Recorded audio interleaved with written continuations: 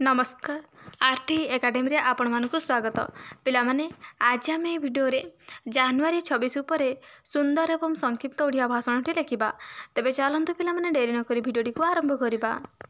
सम्माननीय सभापति महोदय, ज्ञान गुण रे गरियान तथा नीति आदर्श रे गढ़ा मोर पूज्य गुरुजी और गुरुमावृंद, उपस्थित विचारक मंडली एवं मोर सान बड़ भाई और भौणी माने, आज हेउची जानुरी 26 तारीख अर्थात पवित्र साधारणतंत्र दिवस।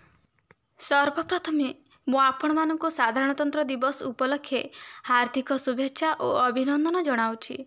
आज यही पवित्र साधारणतंत्र दिवस विषय रे मते किछि कहिबार सुजोग मिलिथिबारु मो निजको गौरवान्वित मने करुछि।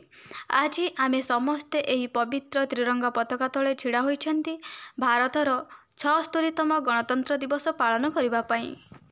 एही गणतंत्र दिवस प्रत्येक भारतीय मानक पई केवल एक पर्व नुहे बरं यह आम समस्तंकर गौरव अटे, कारण आम देश 1947 मसीहा अगस्ट मास 15 तारिख रे स्वाधीनता हासिल करिथिला, किंतु आम संविधान 1950 मसीहा जानुरी मास 26 तारिख रे संपूर्ण रूपे कार्यकारी होइथिला एवं आम देश एक साधारणतंत्र राष्ट्र भाव में परिगणित होइथिला। किंतु जो स्वाधीन देश रे आज आम शांति रे निश्वास नहीं पारुछे ताकू स्वाधीन करिबा पई शह शह वर्ष धरी चली आसुथिबा पराधीनता को समाप्त करिबा पई आमर पूर्वपुरुष माने बहु अत्याचार सहिचंती, हसी हसी फांसी खुंडरे चढ़ीचंती एवं निजर प्राण बलि देइछंती। फलस्वरूप देखिबाकू मिलिछि स्वाधीनतार सकाळ। देश स्वाधीन होगा परे देश को सठिक भाव चलैबा पई एक संविधानर आवश्यकता अनुभव करागला। आम देश पई एक विस्तृत सशक्त और उपयोगी संविधान प्रस्तुत करबा पई आम देशर दूरदृष्टा जननायक माने लागि पड़िले। एथिपई एक संविधान प्रणयन सभा मध्य गठन करा जायतिला। Doctor Rajendra Prasad, J B. Kripalani, doctor Bhimrao Ambedkar, S C. Mukherjee, B N. Rau एवं आहुरी अनेक महान व्यक्ति माने दिन राति एक करी भारत संविधान प्रस्तुत करिबारे लागि पड़िथिले, किंतु मुख्य भूमिका ग्रहण करथिले भीमराव आंबेडकर। से प्राय 60टी देशर संविधान को विस्तृत अध्ययन करथिले एवं भारत पई उपयोगी नियम और कानून को आम संविधान रे शामिल करथिले।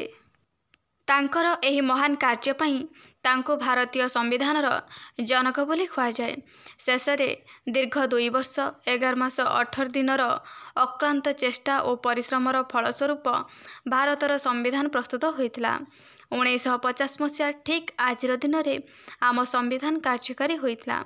सेही दिनटी को मने पकाइबा पई प्रतिवर्ष परी ए वर्ष मध्य आज आमे एही पवित्र त्रिरंगा पताका तले छिड़ा होई 76तम साधारणतंत्र दिवस पालन करुछे।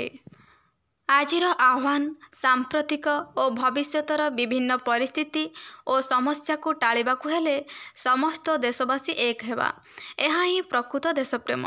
शेषे देशर वीर जवान मानकु सलाम जणाई मोर वक्तव्य समाप्त करुअछि। जय हिंद, जय भारत। पिला माने एही भिडियोटी को लाइक करदब एवं सांग मानक सहित शेयर करनब। चैनल नुआ थिले चैनल को सब्सक्राइब करदब। धन्यवाद।